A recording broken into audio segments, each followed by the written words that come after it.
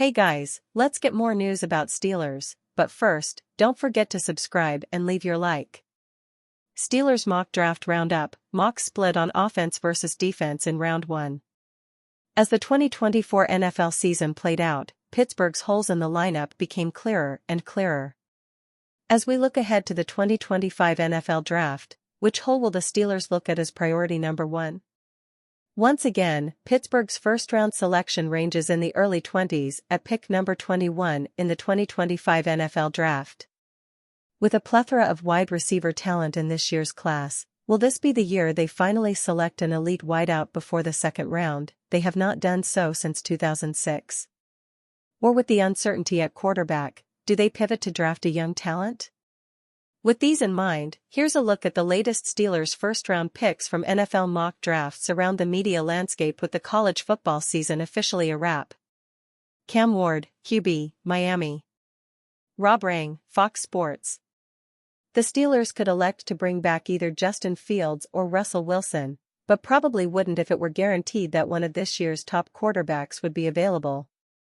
Ward has the highlight reels and improbable ascent to warrant his Heisman campaign and early first-round projections, but there are plenty of questions about whether his improvisational style will translate to the NFL. I think it can, but also believe he needs the support of a stout running game and defense like Pittsburgh's early on. Emeka Egbuka, WR, Ohio State. Josh Edwards, CBS Sports. Emeka Egbuka would be a great complement to George Pickens in Pittsburgh if Pickens is still around. The long-term quarterback situation would still need to be addressed, but at least that player would have a few competent outlets in the pass game. The Ringer. It was incredibly apparent last year that the Steelers needed more talent at receiver opposite George Pickens. Egbuka is a great complement to Pickens in a lot of ways. He's a super reliable slot receiver who can move the sticks and create yards after the catch. He's also an excellent blocker who can help Pittsburgh's offense with its goal of being balanced. Matthew Golden, WR, Texas. Daniel Jeremiah, NFL.com. I don't think the Steelers could go wrong drafting Golden or Ohio State's Emeka Egbuka here. They go with Golden in this case, but they are both professional route runners with outstanding hands and toughness. Shamar Stewart, DL, Texas A&M. Ray Fittipaldo, Pittsburgh Post-Gazette. The 6'6", 291-pound Stewart checks all the boxes for everything the Steelers want in a defensive lineman. He's big, athletic, and versatile. Texas A&M coaches had him play on the edge quite a bit, but he's probably best suited to play 5 technique in the NFL. He'll have to get used to playing in a three-point stance more often, but he can develop into a player who can succeed Cam Hayward one day as the team's best defensive lineman.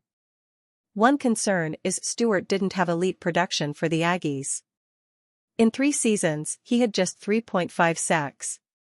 He often is in position to make plays, but he's not the best finisher.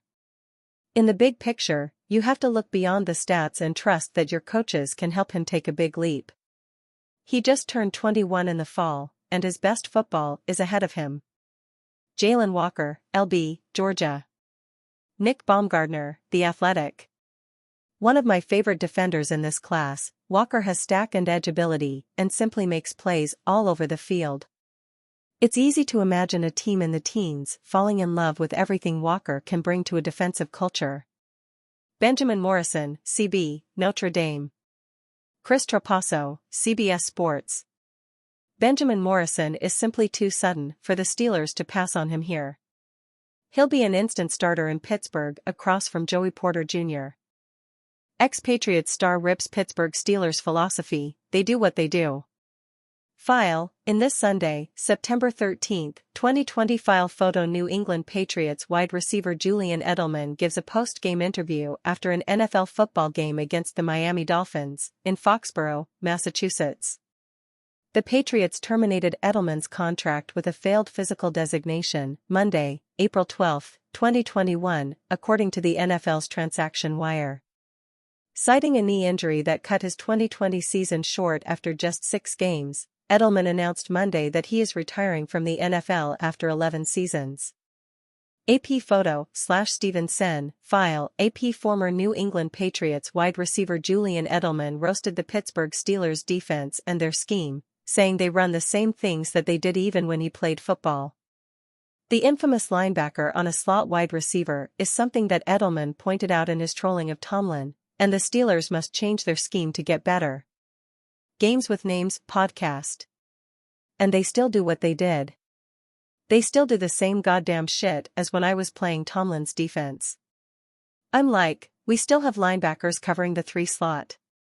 Every time we play Steelers, I have at least 9 catches. You would think that they would change it. But no, they do what they do. Pittsburgh needs to fix its defensive scheme, as it has become predictable. The Steelers were one of the lowest teams in stunt and blitz rate, last in the NFL in disguise rate, and played in cover 3 or man coverage in cover 1 on 3rd down. Until they fix it, even a group with tons of talent on that side of the ball will struggle to fully stop offenses if they can pick apart the defense. Pittsburgh Steelers projected to replace Najee Harris with this pace-shattering star running back. The Pittsburgh Steelers need a running back, but could the answer for them come in the first round once again, just 4 years after they selected Najee Harris? Well, with Harris likely moving on to different pastures this offseason as a free agent, the Steelers need a running back. Kyle Krabs of the 33rd football team believes that if the Steelers want the most juice out of the position, they could look to a buzzworthy name. In his latest mock draft, Krabs has the Steelers selecting running back Aston Jeanty. Jeanty is undoubtedly one of the best players eligible for the 2025 NFL Draft when you disregard positional value. This highly productive running back creates a ton of added value to his touches thanks to an elite ability to create yards after contact and is capable of hitting home run carries through traffic, Krabs wrote. Jeanty just wrapped up one of the best seasons for a running back in college football history. He finished second all-time in rushing yards in a season only behind Barry Sanders and helped carry the Broncos to a college football playoff berth. The Steelers have other needs like cornerback, wide receiver, and defensive line, but if the value is there with someone like Jeanty at a more minor need, they might take a swing on the talent. And are you a fan? What do you think of Aston Jeanty's situation? Leave your opinion in the comments.